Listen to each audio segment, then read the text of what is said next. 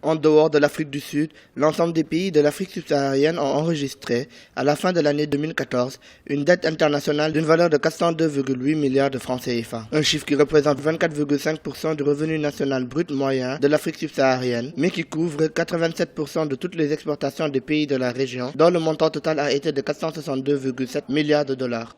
Il s'agit principalement de pays qui n'ont pas d'autres revenus que les revenus fiscaux. Comme indiqué, c'est souvent pas opportun parce que généralement à un niveau partagé entre 3 et 5 000 milliards par pays, très souvent nous retrouvons effectivement en une seule année avec 400 à 500 milliards partagés entre ces pays-là. Mais dans un investissement qui n'est pas très souvent opportun ou de façon pas du tout rationnelle. Ce qui fait que le développement dans sa globalité est compromis.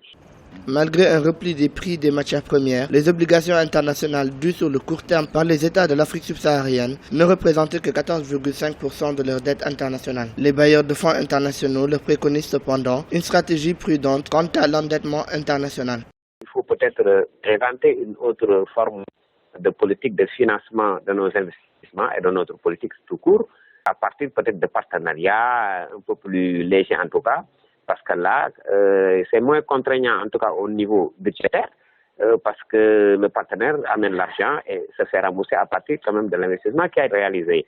La croissance de l'Afrique subsaharienne rebondira en 2016 pour se situer à 4,6% après des années 2014 et 2015 difficiles. Les pays de la zone CFA devraient connaître la plus forte croissance du continent qui peut aller jusqu'à 5,7% pour la même année selon la Banque mondiale.